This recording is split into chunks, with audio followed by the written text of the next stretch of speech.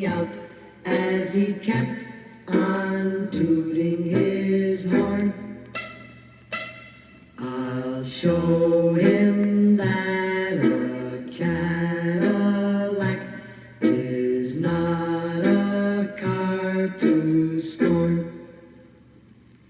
Beep, beep, beep, beep.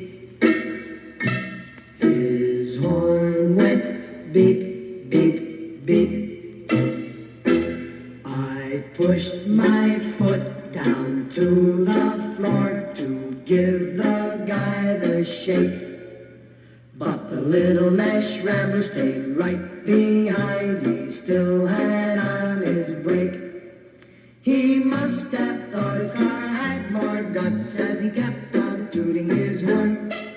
I'll show him that a Cadillac is not a car to scorn.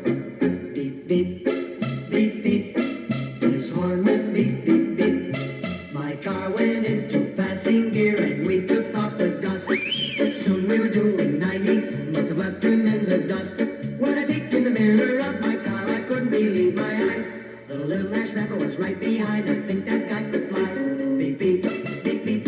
His horn went beep, beep, beep. Now we're doing 110. This certainly was a race. For a Rambler to pass a caddy would be a big disgrace.